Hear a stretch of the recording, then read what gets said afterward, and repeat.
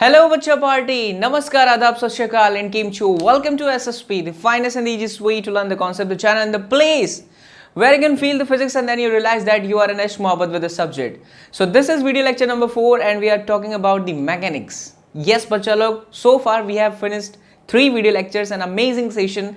In case you have missed the class, don't worry about it.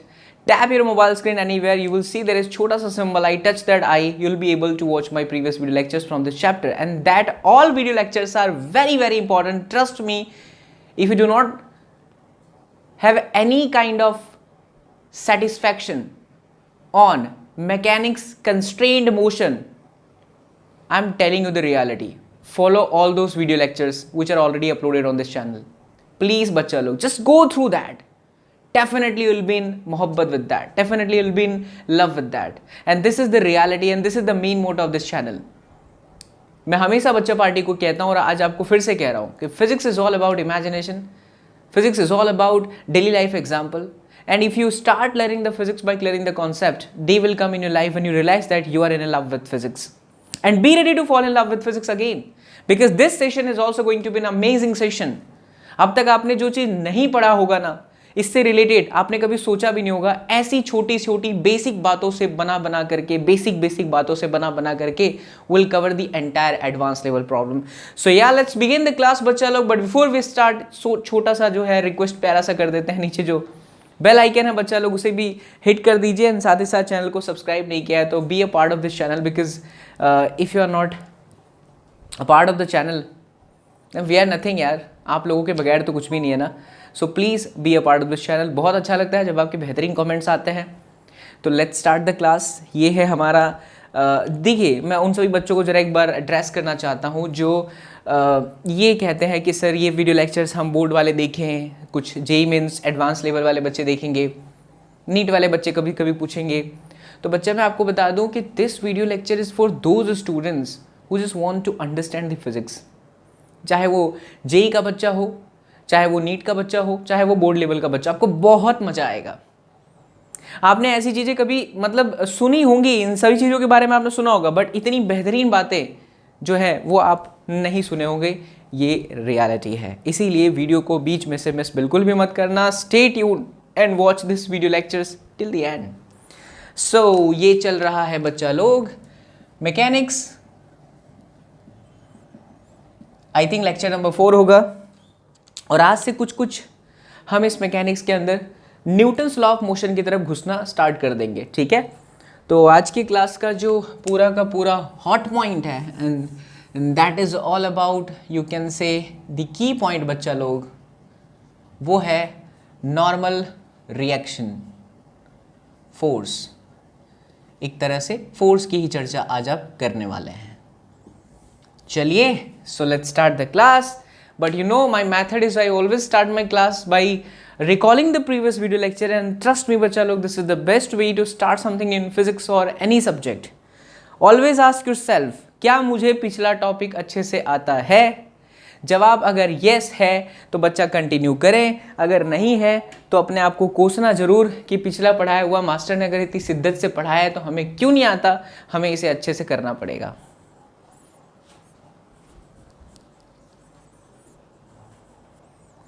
Yes बच्चा लोग, so force क्या है, force के बारे में बेसिक बातें कर लेते हैं.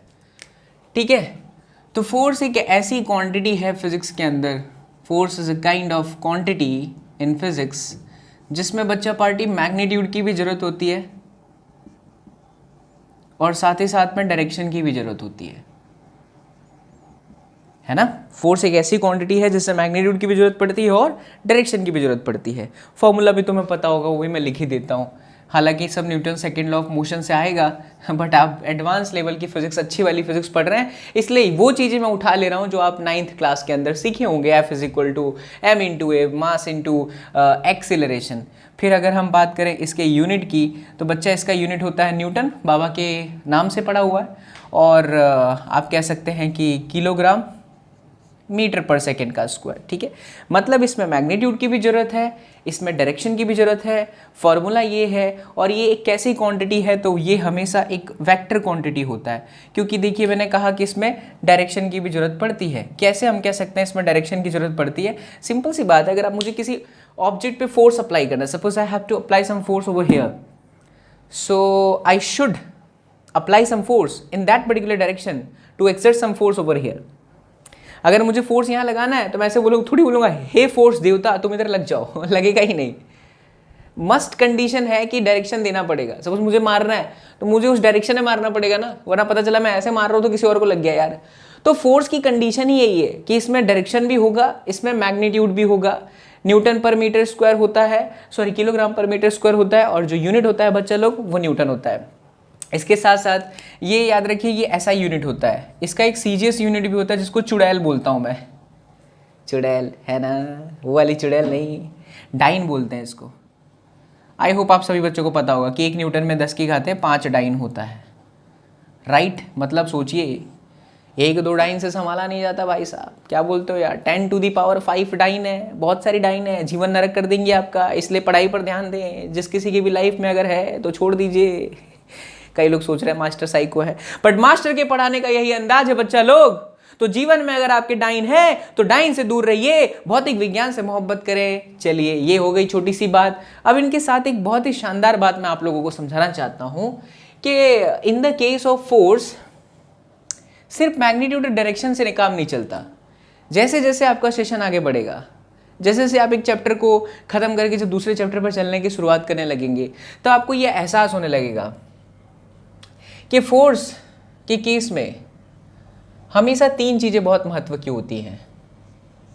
जैसे फोर्स की वैल्यू कितनी है, इसे लगना कहाँ होता है, ठीक है, और ये एग्जैक्टली किधर लगता है, जिसको हम बोलते हैं पॉइंट ऑफ एप्लीकेशन। क्या बोला मैंने? फोर्स की वैल्यू कितनी है, फोर्स कहाँ लगेगा और किधर लगेगा। यानी आप इसे ऐसे कह सकते हैं, कितना, कहाँ और किधर। कितना लगेगा, कहाँ लगेगा और किधर लगेगा, ये फोर्स बहुत बहुत ज़्यादा इंपॉर्टेंट है फोर्स की कंडीशन में। क्योंकि फोर्स कितना लगेगा, कहाँ लगेगा और किधर लगेगा तुमने चेंज कर दिया, तो इस फोर्स का जो एक्चुअल जॉब है that is maybe sometimes it is going to be change. I can show you one wonderful example कि अगर हम फोर्स के बारे में बात करें, फोर्स के बारे में बात करें, ठीक है, फोर्स के बारे में अगर हम बात करें बच्चा लोग, तो ये चीज़ हम समझ पाएंगे कि अच्छा पॉइंट ऑफ एप्लीकेशन बदल देने से फोर्स की जो जॉब थी, फोर्स का जो नॉर्मल कंडीशन था, will it going to be change? Answer है yes. Let me tell you one wonderful example. We क्या ले सकता हूँ, पानी का बोतल मेरे पास है। सी, गिरना मत यार। आइए देखिए मेरे लाल बाल गोपाल सिया बलरामचंद्र की जय हो आनंद की अनुभूति सर जी। देखिए ध्यान से देखिए, यहाँ देखिए। अब मान लो मैंने कुछ फोर्स लगाया यहाँ पे, ये पॉइंट ऑफ एप्लीकेशन है। अब कहाँ लगा, कितना लगाया तो वो तो मुझे पता चल रहा है 10 न्यूटन 50 न्यूटन जो भी है। कहाँ लगा रहा हूँ तो इधर लगा रहा हूँ। वो पॉइंट ऑफ एप्लीकेशन ऐसे भी हो सकता है, ठीक है। तो ये पॉइंट ऑफ एप्लीकेशन है। देखिए जब मैं यहाँ लगाता हूँ ना, तो ये बॉटल अगर मान लो यहाँ पर ये फिक्स होगा तो आपको नहीं लगता ये बॉटल ऐसे घूम जाएगी? बात समझे? तो ये पॉइंट ऑफ एप्लीकेशन से बॉटल घूमी, चली नहीं। अगर यहाँ लगाता हूँ तो बॉटल चलेगी। अगर हम यहाँ लगाते तो यह थोड़ा सा परफेक्ट स्मूथनेस नहीं है, समझिए। ये खुद भी आप ट्राई कर सकते हैं। अगर मैं फोर्स को यहाँ लगाता हूँ तो ये सिर्फ चलेगा। ये देखिए चलेगा, चल रहा है, सिर्फ चल रहा है। और अगर इधर लगाता हूँ तो ये घूम जाता है। ये घूमने वाली चीज़ क्या है? रोटेशनल मोशन के अंदर आ गई, दैट इज टॉर्क। चलने वाली क्या है? ये आपका न्यूटन्स लॉ ऑफ मोशन में मैकेनिक्स का फर्स्ट सेगमेंट होता है, जिसमें आप बोलते हो कि F इक्वल टू ma, ये ने वो ने, दुनिया भर की कहानी। I just want to explain, in the case of force 3 things are always important: value, where and point of application. कितना लगेगा, कहाँ लगेगा और किधर को लगेगा। ये चीज़ों की वजह से फोर्स बहुत ज़्यादा इम्पैक्ट बनाता है। और कंडीशन जो होती है बच्चा पार्टी वो डिफरेंट डिफरेंट हो जाती है। तो ये चीज़ें जो हैं आप अपने नोटबुक के अंदर उतारिए, मन मंदिर में बसाइए और जीवन काल के अंत समय तक ना भूलें। ठीक है, अब इस पर आता हूँ मैं, और पूरा लेक्चर इसी पर है भाई साहब, कसम उड़ान झल्लेगी। फील कर लिए तो आपको आनंद की अनुभूति आ जाएगी। चलिए देखिए, बहुत लोगों को पता भी होगा ये, बट जो मैं सिखाना चाहता हूँ वो शायद आप सुने होंगे, शायद तक समझे कम होंगे। जैसे मान लीजिए कि एक ब्लॉक है, क्या है बच्चा पार्टी, एक ब्लॉक, ये एक सरफेस है। अगर आप इस ब्लॉक और सरफेस के बीच का जो कांटेक्ट है, इस कांटेक्ट को जूम करके देखेंगे सोनी PXW की सहायता से, काफ़ी अच्छा कैमरा है, मैं प्रचार इसलिए करता रहता हूँ क्योंकि मैंने वो परचेस करा आप लोगों के लिए। तो अगर मैं इसको जूम करके देखूं तो वास्तविकता में बच्चा party, in reality it will not appear a straight, it will not appear a very straight or firm or solid something like that. No, it will look like a little bit ups and down, ups and down, ups and down. ये ऐसा रहता ही है, 100% ऐसा रहता है। तो ये in reality कुछ ऐसा होता है, टॉपलिंग के टाइप पे, जैसे किसी हाईवे पे नहीं होता जब कुछ मतलब गाड़ियां बहुत स्पीड में आती हैं, बट जहां पे क्रॉसिंग होता है उसके थोड़े से पहले डिस्टेंस पर ऐसा होता है, काइंड ऑफ ऐसी सिचुएशन होती है। तो सब जानते हो कि जो नॉर्मल फोर्स होता है वो कब लगता है बच्चा, क्या ये बॉडी इस सरफेस के साथ कांटेक्ट में है? आंसर है यस। जैसे ही दो बॉडी एक दूसरे के संपर्क में आएंगी, कांटेक्ट में आएंगी, तो उसी समय में ये फोर्स लग जाता है ड्यूरिंग कांटेक्ट। ये नेचर के अंदर का एक फोर्स का एक टाइप है। जैसे इन रियलिटी में आपको बताऊं तो ऐसे तो बहुत सारे फोर्सेस हैं, टोटल 4 फोर्सेस है। उस फंडामेंटल 4 फोर्सेस में से जो वीक फोर्सेस है ना, नोट भी कर लीजिएगा, जो वीक फोर्सेस होते हैं बच्चा लोग, वीक फोर्स, उसमें से ये एक टाइप होता है जिसको हम नॉर्मल फोर्स बोलते हैं और दूसरा हम बोलते हैं टेंशन फोर्स। आप उसी नॉर्मल फोर्स की चर्चा कर रहे हो जो वीक फोर्सेस की वजह से है, और इसके लगने के पीछे का कारण भी है। जब दो बॉडी आपस में कांटेक्ट में आती है ना, तो इनके मॉलिक्यूल्स और मॉलिक्यूल्स के बीच में गेम होता है। गेम इन द सेंस बवाल होता है, बवाल in the sense attraction kind of समझ लीजिए कि ये बोलेगा ओए मैं तेरे पे फोर्स लगाऊंगा, तो नीचे वाला बोलेगा ओए मैं भी तेरे पे फोर्स लगाऊंगा। क्या Newton's third law of motion kind of सुना होगा, Newton's third law of motion, action reaction pair, अभी उस पर मत जाइए, अभी खाली इतना समझिए कि वीक फोर्स का एक टाइप होता है and that is known as normal reaction force, and it always existed whenever there is the two body comes in contact or the body comes in contact with the surface। ये तब जन्म लेगा जब कोई भी body किसी surface के साथ कांटेक्ट में आएगी। 101% श्योर वाली कंडीशन है, ठीक है। अच्छा, क्यों आती है?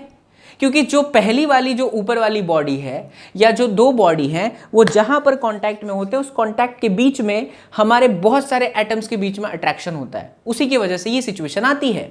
अच्छा, अब ये जो जूम करके मैंने दिखाया वो इसलिए दिखाया क्योंकि जो बच्चा नॉर्मल फोर्सेस लगे होंगे सब पे एक जैसे लगे होंगे, एक ही लगा होगा या डिफरेंट होगा, N1 N2 N3 N4 N5। ओहो हो सर जी, तो बहुत बड़ी बात आपने कह दी। अलग अलग लगता है, हर एक पॉइंट पे डिफरेंट डिफरेंट होगा। डिपेंड करेगा कंडीशन कैसी है, डिपेंड करेगा सिचुएशन कैसी है, लेकिन सवाल करने का एक पैटर्न बनाया गया है। जैसे आप अभी जब कंस्ट्रेंट मोशन कर रहे थे तो स्ट्रिंग को आप क्या कंसिडर कर रहे थे? Massless, but in reality that is possible? No, mass तो रहेगा ही रहेगा कुछ ना कुछ, बट सवालों का एक पैटर्न बनाया गया कि चलिए मासलेस मान करके हम इसे करेंगे हर जगह पर टेंशन ताकि एक हो, तो एक पैटर्न बन गया। वैसे ही नॉर्मल फोर्स के लिए भी एक पैटर्न बनाया जाता है कि भले बहुत सारे डिफरेंट डिफरेंट नॉर्मल फोर्सेस हो, बट उन सबको कंसिडर करके एक नॉर्मल फोर्स माना जाता है। बस ऐसा मान लिया जाता है कि अगर कॉन्टैक्ट है तो एक नॉर्मल फोर्स लग रही है, ठीक है। तो ऑलवेज रिमेंबर बच्चा लोग कि कितने भी चीजें हों लेकिन नॉर्मल फोर्स एक ही होगा। Yes, 101% we will consider the different normal reaction when we will study the toppling condition। जब एक ट्रक या एक कार किसी इस तरह की सड़क पे जाएगी, we we we we we, तब वहां पर क्या नॉर्मल रिएक्शन होगा, we will understand, we will learn that concept, but in our next session जहां पर हम ये चर्चा कर रहे होंगे टॉपलिंग का, इसी चैप्टर में धीरे धीरे आगे आएगा, चिंता मत करिए। बट फिलहाल अभी आपको क्या समझ में आ रहा है बच्चा लोग कि अगर हम बात करें किसी भी सरफेस की हम अगर किसी भी बॉडी की बात करें, if that body comes in contact with the surface then there is उबड़ खाबड़ उबड़ खाबड़ उबड़ खाबड़ उबड़ खाबड़ उबड़ खाबड़ उबड़ खाबड़ पे बहुत सारे नॉर्मल फोर्सेस होते हैं जो सरफेस जो तभी जन्म लेते हैं जब बॉडी कॉन्टैक्ट में आती है। और मेरे लाल इसके साथ साथ एक भी चीज और पॉइंट कर लेना, नोट कर लेना, अपने मन मंदिर में जीवन काल के अंत समय तक बसा लो कि सर जी बहुत सारे नॉर्मल फोर्स की जगह पर हम एक ही फोर्स लेते हैं, पैटर्न ऐसा होता है। Yes it will be different, we will consider in our next session जहां पर हम पढ़ेंगे टॉपलिंग। हो सर जी आ गया। Now please note down. देख बच्चा, मैं अपने हर वीडियो लेक्चर में कहता हूं जो आप हैंड रिटेन नोट्स बनाएंगे अपने सुंदर सुंदर हाथों से, दुनिया में वही नोट्स बेस्ड नोट्स होती है जो आपके एग्जाम में काम आएगी। उतारिए, ठीक है। तारी माटी में मर जावा, तारी माटी में। और डेप्थ वाली बात नॉर्मल रिएक्शन से, फोर्स पे हमने चर्चा कर ली है बच्चा बड़ी बच्चा बड़ी बच्चा बड़ी। अरे देखो तुम बहुत खराब हो, तुम जा रही हो। From the last few months and few you can say 2 to 3 months I was trying to mimic Sinchan because I love doing mimicry। बच्चा लोग so far नरेंद्र मोदी जी, राहुल गांधी, फिर उसके बाद ये अपना क्या नाम है, अभी तो नवाजुद्दीन सिद्दीकी भी धीरे धीरे आ रहे हैं। माँ कसम भाई, माँ कसम बहुत स्थिति खराब है भाई। भाई आपकी पिक्चर देखी भाई, फ्लॉप हो गई भाई, है ना। मास्टर तुम्हारा टैलेंटेड है बच्चा लोग। कई लोग सोच रहे होंगे मास्टर साइको भी है यार, कुछ भी करता है। आ जाइए, बैक टू द पॉइंट बच्चा लोग।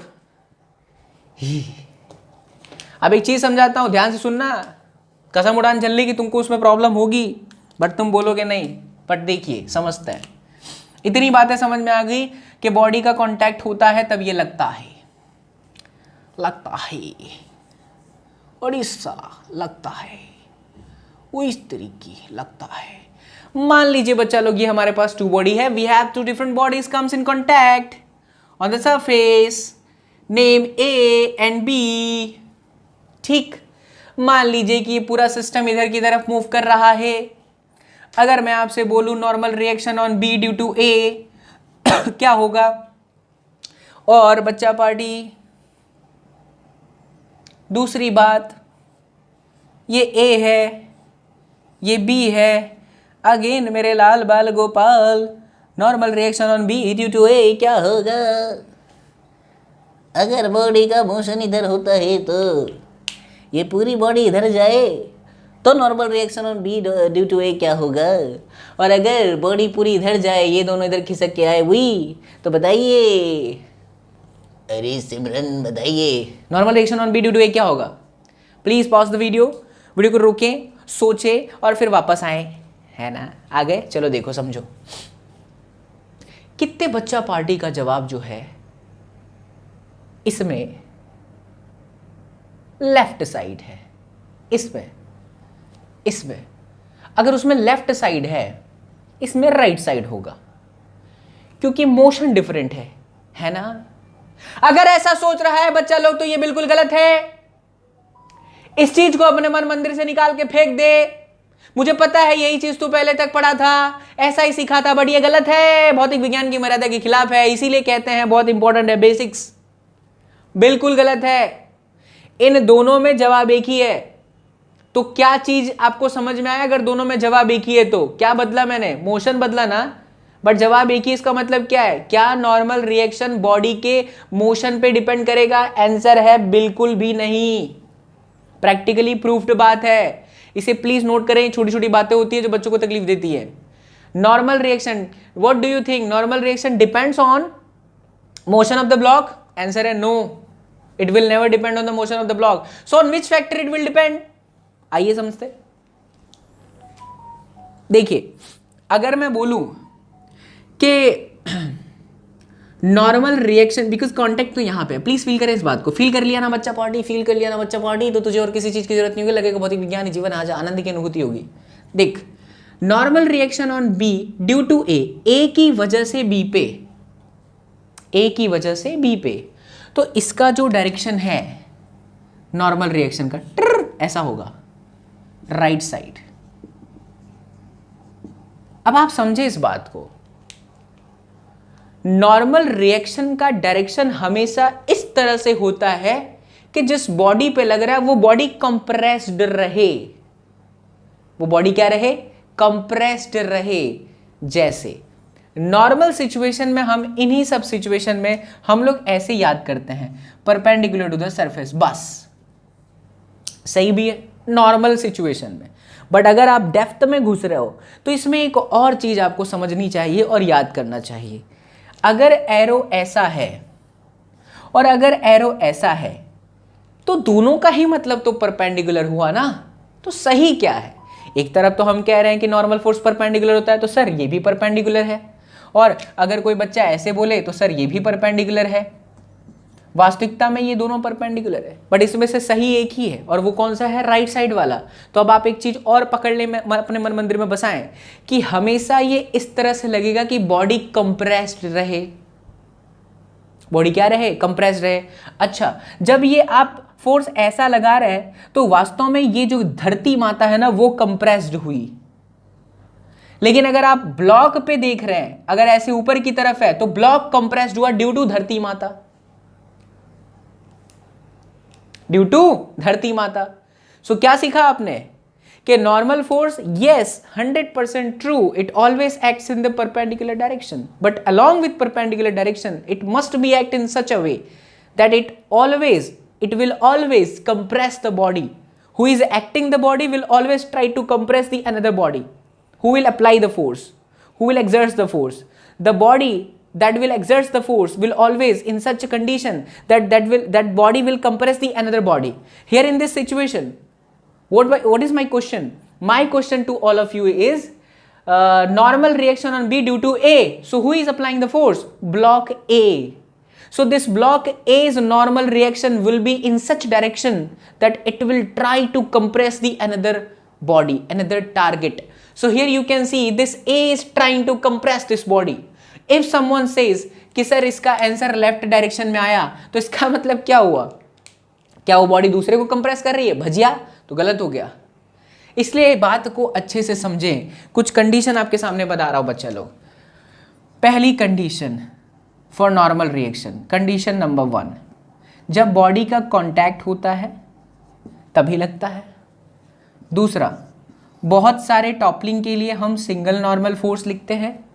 तीसरा, परपेंडिकुलर होता है, इसमें भी कोई शक नहीं है। चौथा, कंप्रेस मैनर में लगता है, ये भी आपको अपने मन में बसा लेना चाहिए। 100% कंप्रेस मैनर में लगता है। अब इधर आ जाओ, इसमें भी अगर मैं बोलूं कि normal reaction on B due to A, motion इधर और उससे क्या फर्क पड़ता है, मुझे बी पे चाहिए ए के थ्रू, तो डायरेक्शन इधर ही आएगा। इसमें भी आंसर क्या आएगा, राइट साइड आएगा। तो एक कंडीशन और बना लो, नेवर डिपेंड्स ऑन मोशन। क्या ये बात सभी को चमचम चमकीली है, लागिला लागिला लागिले? बोला था आपको कि ऐसी चीज़ें सीखोगे जो आप सुने तो हो, जैसे नॉर्मल रिएक्शन आपने सुना तो है, बट ये डेप्थ वाली बात आपने नहीं सुनी। अब आपसे सवाल करेंगे ना तो आसान, आपको बहुत मजा आएगा। बहुत सारी चीज़ें हम करेंगे आज। तो पहले जब न्यूटन्स लॉ ऑफ मोशन के अंदर घुसने से पहले हमें नॉर्मल रिएक्शन, क्योंकि जब तक ये समझ में नहीं आएगा नॉर्मल रिएक्शन तब तक हम आगे बढ़ेंगे ही नहीं ना। गिरो मत यार तुम। चलो बच्चा, तो इसको उतार लो, फिर अपने आगे बढ़ते हैं, है ना। उतारिए बच्चा लोग, प्लीज़ नोट डाउन। अरे हमारा कैमरा तो चल रहा है ना यार, कई बार ऐसा होता है मास्टर पढ़ा रहा है बट कैमरा गायब हो जाता है।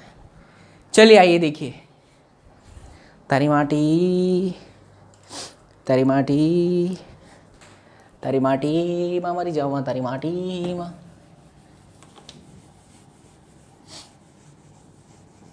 अगर ये समझ में आ गया है बच्चा लोग, सो जो मैं पूछने जा रहा हूँ उसका जवाब देना, ठीक है। जो भी मैं पूछने जा रहा हूँ उसका जवाब कृपया करके देना, अगर आपको ये समझ में आ गया है तो। चलिए आइए देखिए, ऐसा देखा होगा आपने बहुत सारे क्वेश्चन में, ठीक है।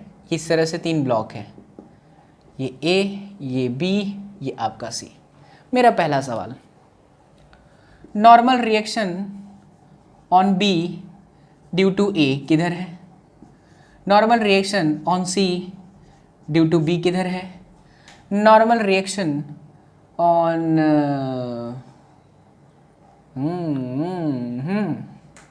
ए ड्यू टू बी किधर है? प्लीज सोचिए समझिए फिर जवाब दीजिए, डायरेक्टली मत आ जाना। इन द सेंस बहुत जल्दबाजी करने की जरूरत नहीं है, आराम से सोचो, take your time and then try to answer this question, it's very important. चलिए बताइए, एनबीए कहाँ, ऊपर की नीचे?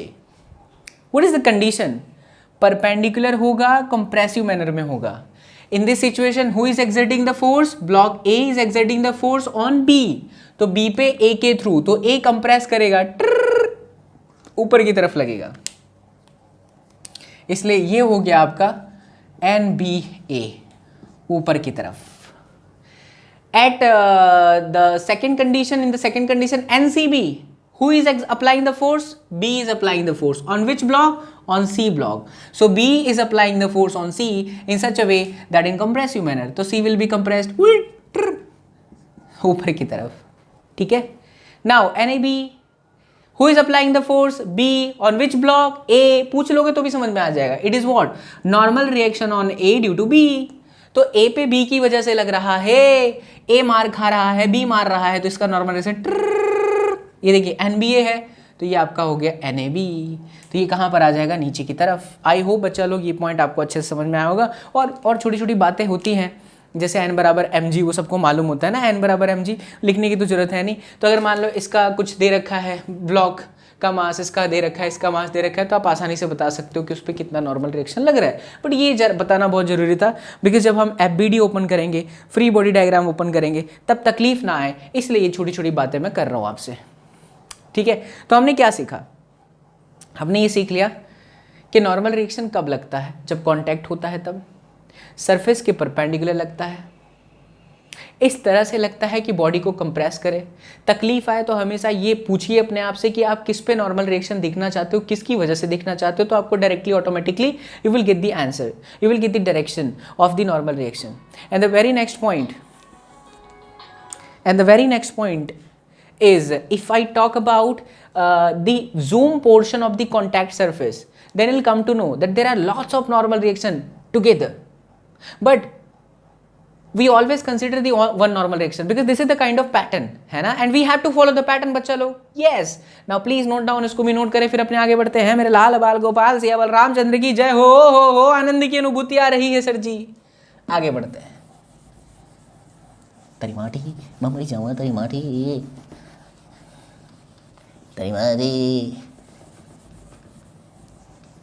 ओए, मैं तुझे सिखा रहा हूं। सोचिए अगर ये सनी देओल पढ़ा रहे होते आपको यही वाला नॉर्मल रिएक्शन किस तरह से पढ़ाते होते? Let me tell you. Normal reaction on A due to block B लगेगा, नीचे लगेगा। ओए, नीचे लगेगा, ऊपर नहीं लगेगा। मैं एक बार कह रहा हूं, नीचे लगेगा तो नीचे लगेगा, ऊपर नहीं लगेगा, क्योंकि मेरा मन नहीं है बताने का। बच्चा लोग कमेंट ठोक देना, कॉन्सेप्ट क्लियर है ना? ठीक, चलिए आइए देखिए इसका एक शानदार एप्लीकेशन, मतलब शानदार एक एग्जांपल लेते हैं। बढ़िया प्रॉब्लम। ओके सी, ऐसे दो वॉल है, कुछ और चीज़ें सिखा रहा हूँ, ध्यान से सुनना, ठीक है। ऐसे दो वॉल है और ये दो वॉल के बीच में बच्चा लोग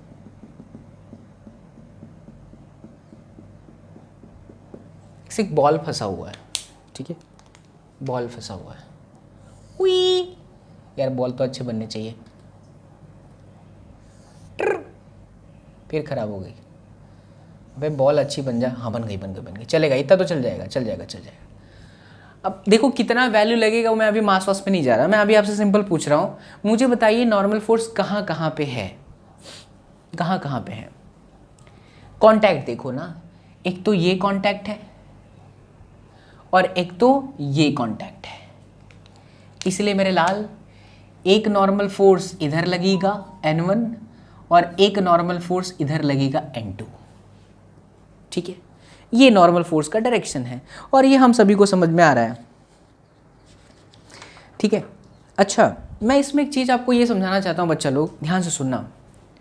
यहाँ पे आपको नॉर्मल रिएक्शन का डायरेक्शन लेने में कोई तकलीफ नहीं हुई, क्योंकि जिधर कांटेक्ट होता है उसके राइट साइड में भी गिवन बॉडी का कुछ मास का डिस्ट्रीब्यूशन है और उसके लेफ्ट साइड में भी, मतलब दोनों तरफ point of contact, please concentrate on my sentence, point of contact के दोनों तरफ ऊपर नीचे जो बॉडी है, जो फंसी हुई बॉडी है, जो रखी हुई बॉडी है, उसमें मास का डिस्ट्रीब्यूशन ऊपर भी है और मास का डिस्ट्रीब्यूशन नीचे भी है।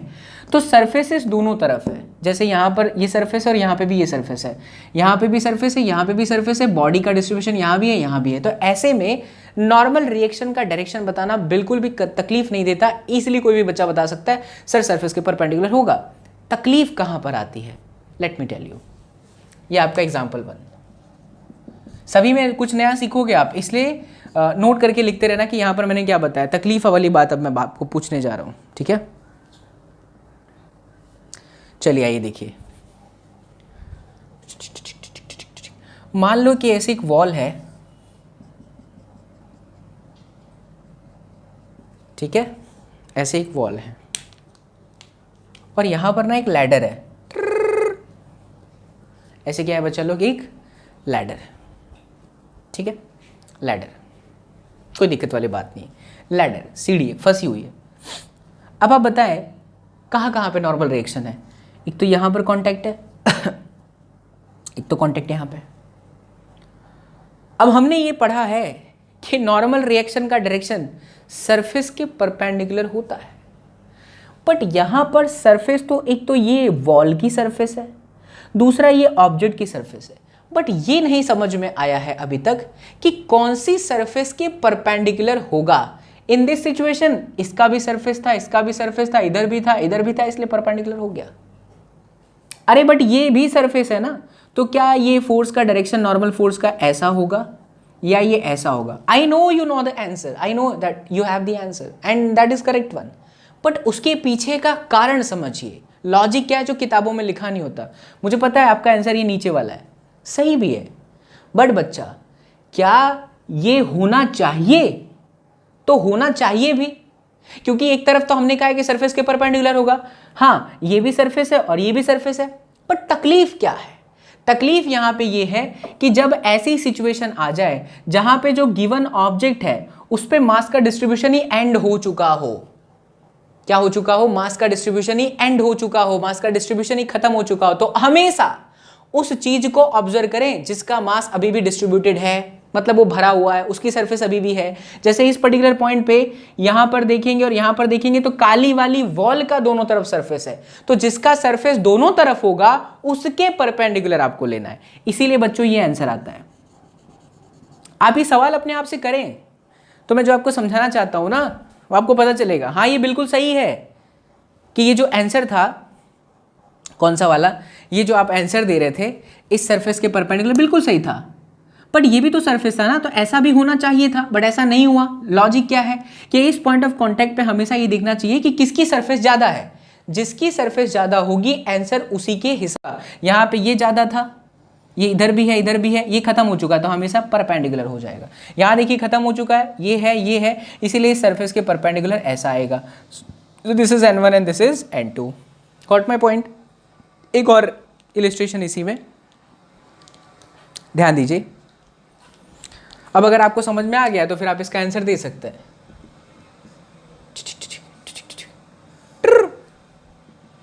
अब सीढ़ी बड़ी निकल गई, वॉल छोटा।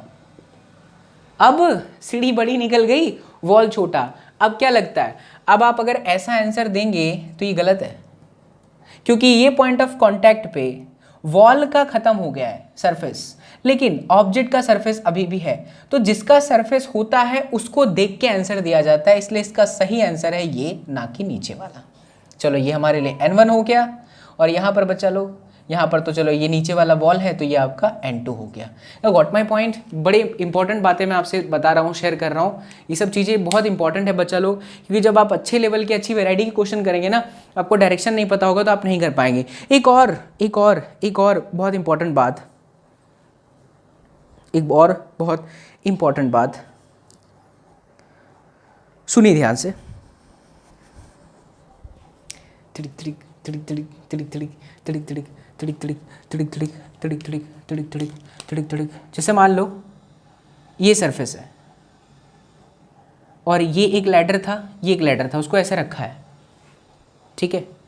तो इस जगह पे तो बच्चा लोग नॉर्मल फोर्स इधर आ जाएगा, इधर आ जाएगा। सपोज ये N1 है और ये N2 है। प्रॉब्लम कहाँ पे आ रही है? प्रॉब्लम आ रही है एक कांटेक्ट पर जो इस डायरेक्शन में है, यहां पर है, इस पॉइंट पर है। क्योंकि कांटेक्ट पे लगता है ये तो सत्य है, लेकिन यहां पे तो दोनों प्रॉब्लम क्रिएट कर रही है। क्या?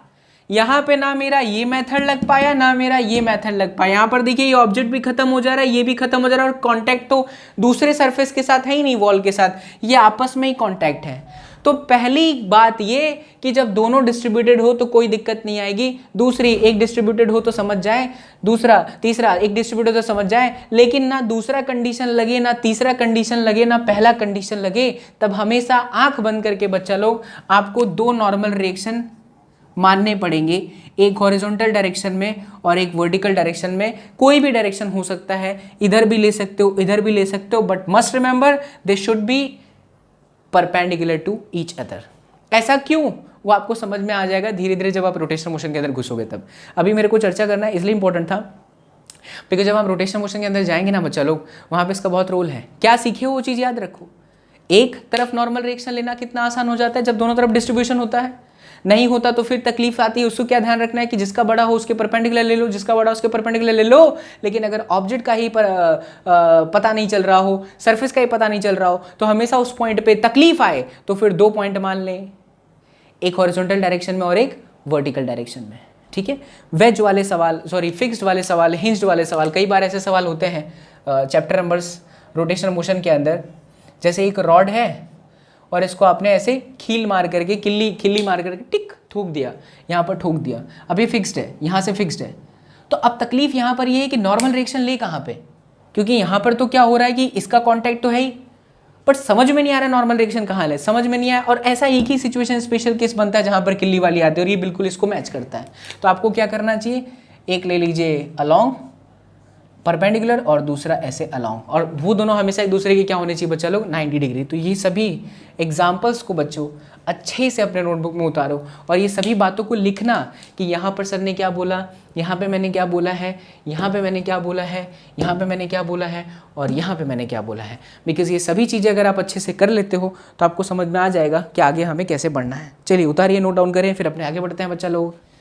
क्योंकि हमने फोर्स की चर्चा कर ली है तो Newton's first law of motion को डिस्कस कर लेंगे जल्दी से, कुछ उसमें नहीं है, और उससे एक दो एग्जाम्पल आपको बता करके आगे बढ़ जाते हैं और फिर वापस नॉर्मल रिएक्शन के कुछ अच्छे बेहतरीन इलस्ट्रेशन आपके सामने रखूँगा विथ अमाउंट। ये जो आपको बताया इनका ज़रूरत है, बताना बहुत ज़्यादा ज़रूरत है बच्चा लोग, इसलिए इसे अच्छे से याद रखना, ठीक है। भूलना बिल्कुल भी नहीं, अगर भूल गए तो गए, इसलिए याद रखना, भूलना बिल्कुल भी नहीं, भूल गए तो गए बच्चा पार्टी। Yes please. देखिए Newton's law of motion, first law of motion सब जानते हो क्या है। Newton's first law of motion, if the net force acting on the body is zero, if no external force is acting on the body, then the body remains or body tries to maintain its condition or state. If that particular state is motion, it will try to be in that motion format. If that condition or if that state is in the rest form, then it will try to maintain the rest format. है ना, क्या बोला मैंने? If the F net equals to 0, then सबका अपना अपना याद करने का तरीका होता है, then the body will remain as it is. यानी अगर कोई रेस्ट वाली बॉडी है तो रेस्ट पे रहेगा, अगर कोई मोशन वाली बॉडी है तो वो मोशन पे रहेगा। जब तक आप फोर्स नहीं लगाते हो बॉडी पे तब तक वो एज इट इज़ रहेगा। रेस्ट है तो रेस्ट पे रहेगा, मोशन है तो मोशन पे रहेगा। मतलब इससे रिलेटेड मैं आपको एक क्वेश्चन समझा देता हूँ। जैसे मान लो कि ये हमारे पास में एक ब्लॉक है, ठीक है बच्चा लोग, 2 kg का एक ब्लॉक है, इस पे यहाँ पे ना 40 न्यूटन का फोर्स लग रहा है, एंगल है 37 डिग्री, यहाँ पे बच्चा लोग 6 न्यूटन का फोर्स लग रहा है, ठीक है। चलिए 6 न्यूटन का फोर्स लग रहा है और ऐसी ऐसी सिचुएशन है। दूसरी बात समझे, ये बॉडी जो है ऐसा हम मान लेते हैं किसी सरफेस पे नहीं है, ऐसा मान लो, सिर्फ सरफेस पे नहीं है, ऐसा मान लो कि ऐसे हवा में है, तो इस पे आप नॉर्मल रिएक्शन के बारे में ना सोचो, इग्नोर कर दो, ऐसा समझिए, नो नॉर्मल रिएक्शन, ऐसे ही बस सवाल समझाने के लिए नेगलेक्ट कर दीजिए। चलिए अब देखिए इस पे कौन कौन सा फोर्सेस लग रहा है। हाँ, सवाल क्या है पहले वो सुने। What will be the value of force to maintain the body in equilibrium? अभी बॉडी इक्विलिब्रियम में है, नहीं कह सकते, क्योंकि 6 न्यूटन इधर लग रहा है, 40 न्यूटन ऐसे क्रॉस में लग रहा है, तो उसका एक कंपोनेंट इधर है, एक कंपोनेंट ऊपर है, कुछ तो है, यानी बॉडी पे नेट फोर्स जीरो नहीं है। हमें बॉडी के ऊपर नेट फोर्स को जीरो करना होगा to make this body in equilibrium. If I am saying the body is in equilibrium, what it means? It means that body is not moving. So the body is not moving, that means what? The same amount of force is acting on the right side and the same amount of force is acting on the left side, or the same amount of force is acting in the upward direction and the same amount of force in the downward direction is acting. So if it is happening, अगर ऐसा हो रहा है तो और तो ही body rest पे है, अदरवाइज बॉडी रेस्ट पे नहीं है। हमारा सवाल ये है कि बॉडी को मुझे रेस्ट पे करना है तो कितना फोर्स लगाना पड़ेगा, कहाँ लगाना पड़ेगा, सब निकाल सकते हैं। आइए देखिए, तो सवाल आपका ये है, value of force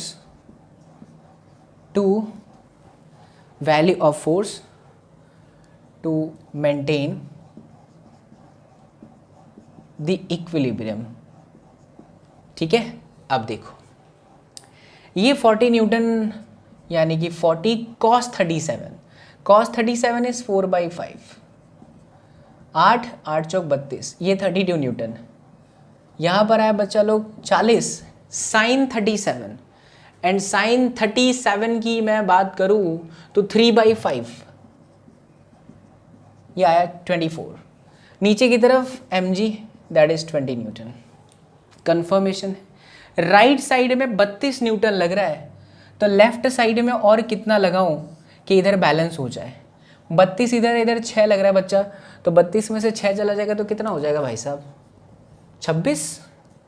तो 26 यहाँ पे लगना चाहिए, और ऊपर 24 है, नीचे 20 है, तो नीचे 4 न्यूटन लगना चाहिए। और असलियत में जो हमारा F हुआ वो जाएगा 26 I कैप माइनस में, एंड माइनस में 4 J कैप। डायरेक्शन हिसाब से बात करूँ तो, और अगर इसका मैग्नीट्यूड चाहिए तो लीजिए भाई साहब, मैग्नीट्यूड भी क्या है, 26 का स्क्वायर प्लस 4 का स्क्वायर। डायरेक्शन चाहिए, ऐसा कुछ डायरेक्शन में आएगा, angle theta, so theta is going to be tan inverse y component which is 4 divided by 26, so tan inverse 2/13। ओ हो दैट्स द फाइनल आंसर। हो गया। ऐसे और क्वेश्चन कराने की मुझे नहीं लगता ज़रूरत है, करना चाहते हो तो खुद ही ट्राई करो, खुद ही ऐसे क्वेश्चन बनाओ, ट्राई करते रहो, ठीक है बच्चा लोग। तो ये हमने एक इलस्ट्रेशन देख लिया, बढ़िया सा एक इलस्ट्रेशन है कि बॉडी को अगर इक्विलिब्रियम में रखना है तो क्या कंडीशन होगी। ये हमने कहाँ से कहा, Newton's first law of motion से। तो न्यूटन्स फर्स्ट लॉ में यही बोले हैं कि अगर एफ नेट 0 है भाई साहब तो ऐसा ऐसा होगा, तो हम मान लिए, हम लोग कर लिए, आगे बढ़ते हैं। चलो आ जाओ और करते हैं एग्जाम्पल। टैडंग टैडंग टैडंग टैडंग टैडंग टैडंग टैडंग टैडंग टैडंग टैडंग टैडंग टैडंग टैडंग टैडंग। मस्त सवाल, मस्त सवाल, मस्त सवाल।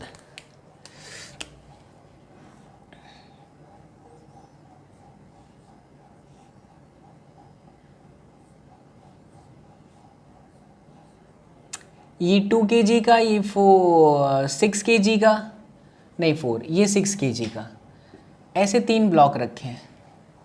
नहीं, मैं ये नहीं पूछूंगा कि नॉर्मल रिएक्शन डायरेक्ट बता दो, वो सब बता देगा। अच्छा 60 40 100, मैं कुछ अलग पूछता हूँ इसमें। मैं आपसे ऐसा पूछेगा बच्चे पार्टी, ध्यान से सुन मेरे बच्चे पार्टी, नॉर्मल रिएक्शन बताएं सभी इंडिविजुअल, सबके सब, लाइक इन दोनों के बीच में नॉर्मल रिएक्शन, इन दोनों के बीच में नॉर्मल रिएक्शन और इसके बीच में नॉर्मल रिएक्शन, ठीक है। N1, N2 एंड N3 किसकी वजह से, वो मैं बोल ही नहीं रहा। देखिए कितना सुंदर सवाल हो गया, but you have to find normal reaction. जब ऐसी सिचुएशन दे दे कि अपने को पता ही नहीं कि किसकी वजह से निकाले, तो ऐसे सिचुएशन में हमेशा FBD बनाएं। क्या बनाएं? FBD बनाएं। आइए देखिए, अगर मैं 2 kg को ध्यान से देखूं तो 2 kg पे 20 न्यूटन का डाउनवर्ड फोर्स लगेगा because of the weight force, ठीक है बच्चा। और इस 2 kg पे 4 kg का नॉर्मल रिएक्शन लगेगा जो कि ऊपर की तरफ है, and that is what, N1। क्या पिक्चर एकदम क्लियर है मेरे लाल बाल गोपाल? ओ हो सर जी, आनंद की अनुभूति। क्या क्या इस 2 kg पे और कोई फोर्स लग रहा है? नहीं, 20 न्यूटन का नीचे, N1 ऊपर, तो N1 डायरेक्टली मिल गया 20 न्यूटन, ठीक है। 4 kg की बात करते हैं, 40 न्यूटन नीचे कंफर्म है। इसके कांटेक्ट देखिए, 4 के साथ 6 का कांटेक्ट है, तो 6 उस पर फोर्स मारेगा, 6 उस पर फोर्स मारेगा, N2 ऊपर की तरफ ट्र, और 4 का कांटेक्ट 2 के साथ भी है। 2 जब मारेगा 4 पे ना, तो नीचे की तरफ मारेगा, और वो होगा नीचे की तरफ N1। ये बात को अच्छे से समझे। अगर हम 4 kg को ऑब्जर्व करते हैं तो इसका कांटेक्ट यहाँ भी है, कांटेक्ट यहाँ भी है, तो 6 की वजह से जो 4 पे लगेगा कंप्रेसिव मैनर में, तो ऊपर की तरफ लगेगा N2। लेकिन 4 पे 2 की वजह से अगर मैं सोचूं तो 2 जब उसको कंप्रेस करेगा तो नीचे की तरफ करेगा, इसलिए यहाँ पे N1। बाकी बॉडी रेस्ट में है, तो ऊपर की तरफ का force is equal to downward का फोर्स, तो N2 बराबर में N1 प्लस में 40। तो देख बच्चा, N1 की वैल्यू 20 प्लस 40 60 न्यूटन, ये N2 निकल गया। आ जाइए 6 kg पे। अगर 6 kg की हम बात करते हैं तो 6 kg पे तो वेट फोर्स आ जाएगा नीचे की तरफ 60 न्यूटन का, और इनके बीच में कांटेक्ट सरफेस है, तो ये ग्राउंड जो है उसको ऊपर की तरफ ही लगाएगी, तो ये आपका N3 हो गया। ओ हो, आनंद की अनुभूति आ गई सर जी। N3 सीधा सीधा कितना हो गया? 60 न्यूटन। सही है, बिल्कुल सही है। उतार लो मेरे लाल बाल गोपाल। सिया बलराम चंद्र की जय हो, सिया बलराम चंद्र की। गलत है, गलत है, गलत है, गलत है, गलत है, गलत है, गलत है, गलत है, गलत है, गलत है, गलत है, गलत है। पकड़ो पकड़ो पकड़ो पकड़ो, गलती पकड़ो, गलती पकड़ो। 6 kg पे जब मैं देखा तो धरती माता का N3 तो था ही, क्योंकि इनके बीच में कॉन्टैक्ट था। देखिए कितनी अच्छी बात है, सारी चीज़ें सीखो तो आएगा। 6 kg का कॉन्टैक्ट 4 के साथ भी है। 4 जब नॉर्मल फोर्स मारेगा तो नीचे की तरफ आएगा, और वो भी N2 होगा, तो यहाँ पर आ जाएगा N2, ठीक है। सो N3 बराबर होगा 60 प्लस N2,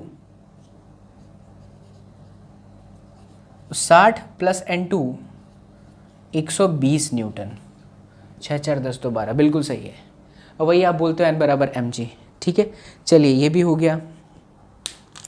अब आइए एक बेहतरीन इलस्ट्रेशन लेते हैं। मस्त, देख बच्चा, अब तुमको ये तो मैंने सिखा दिया है ना कि डायरेक्शन कहाँ होता है नॉर्मल रिएक्शन का। तो उससे मिलता जुलता पांडे जी से एक सवाल उठाते हैं, DC पांडे। मेरे सारे क्वेश्चन जो मैं अभी आपको बताता हूँ वो सब DC Pandey, BM Sharma, universal से सिर्फ न्यूमेरिकल प्रैक्टिस के लिए। बाकी वर्मा साहब ले लीजिए, काफ़ी अच्छी किताब, करेंगे तो आपका JEE मेन एडवांस ऐसे निकलेगा। क्यों इन किताबों का नाम लेता हूँ? कोई मेरे को रॉयल्टी नहीं मिलती है बट इन पर से क्वेश्चन डायरेक्ट बनते हैं, इसलिए इनका नाम लेते हैं। आइए देखिए, एक 5 kg का ब्लॉक फंसा हुआ है ऐसे,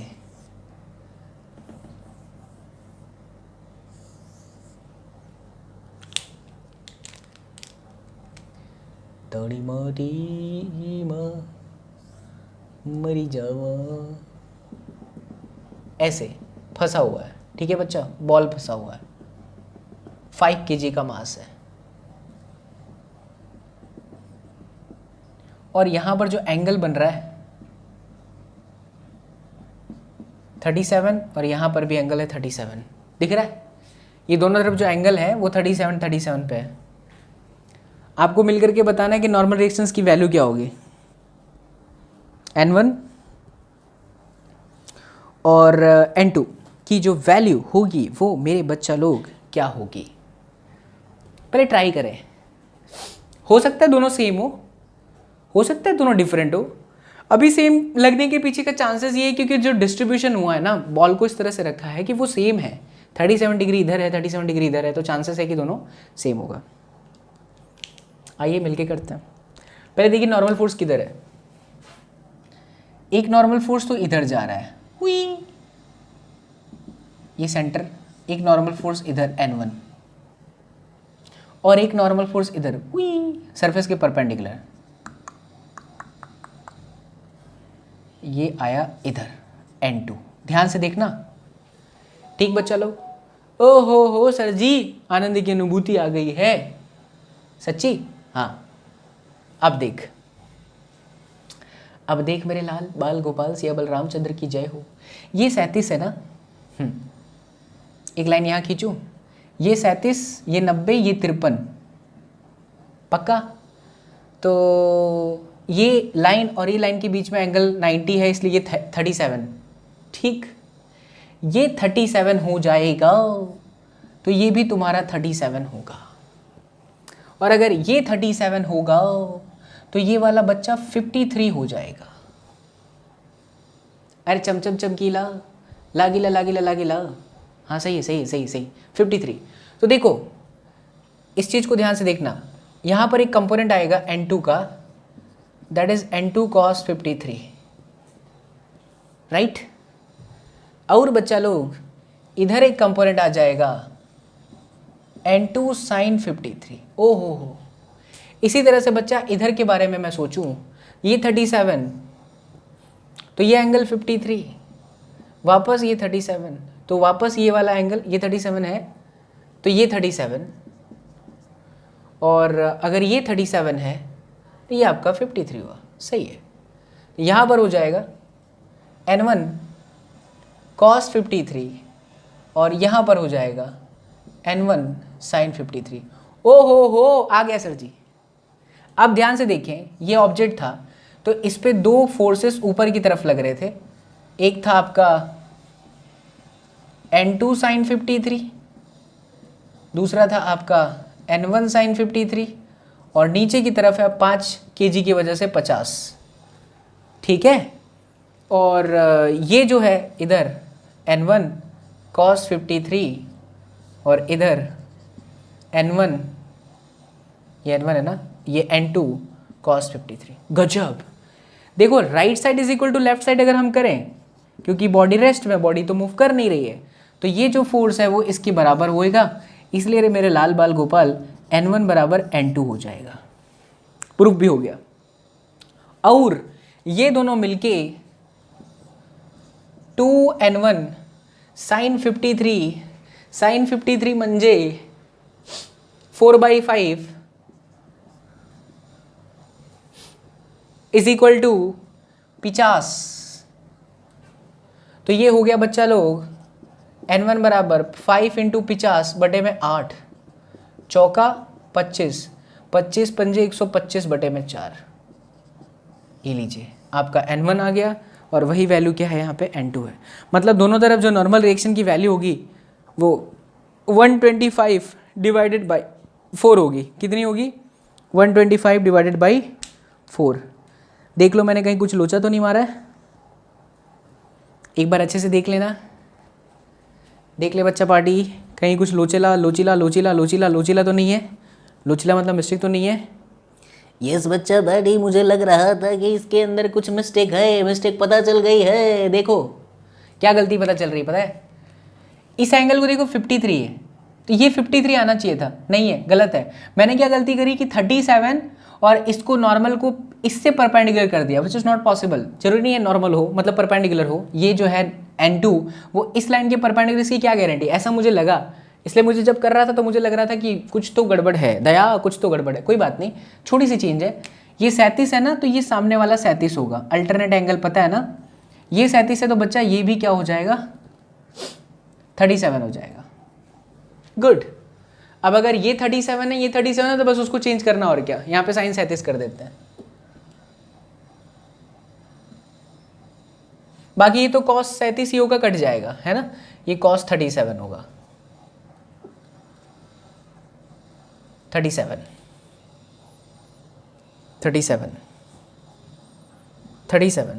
अब चेंज कर लेंगे आप लोग, 37 इधर भी 37, और cos 37 की वैल्यू कितनी बचा लोग हैं, अरे सॉरी sin 37 की वैल्यू कितनी बचा लोग, 3/5, तो 5 गुणिया 50 बड़े में 6, 25 बड़ा में तिग्गी, 125 बड़ा में 3। Yes, here is the right answer. एक और कर लेते हैं, आइए जल्दी से एक और कर लेते हैं बच्चा लोग, ताकि फील आ जाए, समझ में आ जाए, आनंद की अनुभूति आ जाए, और लग जाए कि भौतिक विज्ञान ही जीवन है बच्चा पार्टी, भौतिक विज्ञान ही जीवन है बच्चा पार्टी। आ जाओ जल्दी से। क्यों ना मैं कुछ ऐसा करूं जिससे तुम्हें एक सवाल दूं बच्चा लोग, और जब हम अगली क्लास में आए तो उसी क्वेश्चन से आगे बढ़े। क्या बोलते हो बच्चा लोग? What I am saying is that ऐसा एक क्वेश्चन करने के बाद मैं तुम्हें एक क्वेश्चन देना चाहता हूँ, और मैं चाहता हूँ कि वो क्वेश्चन तुम खुद से करो, और जब हम लोग अगली क्लास में आए तब उसी सवाल की चर्चा से हम आगे बढ़े, है ना? यस। चलिए तो मैं आपको एक क्वेश्चन देता हूँ, बढ़िया लाजवाब, and consider that question as a homework, खुद से करिएगा वो।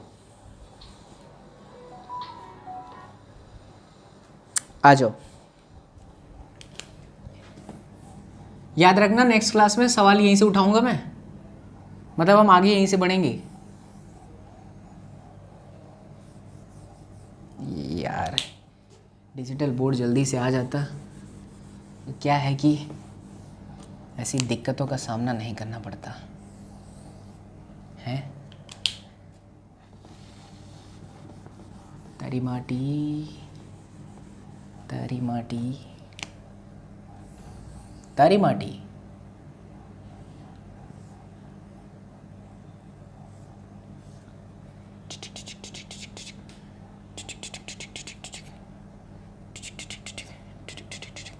ठीक है, इस तरह से फंसा हुआ है बॉल, और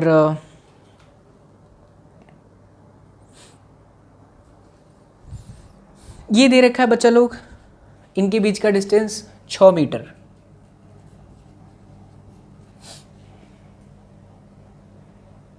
कितना? 6 मीटर। और ये बॉल इस तरह से है कि एग्जैक्टली बीच में है, तो ये 3 का और ये 3 का, ठीक है, हाँ ठीक है। और कुछ दे देते हैं इसके अंदर, और देखिए रेडियस जो है इस बॉल की वो 5 मीटर दे रखी है।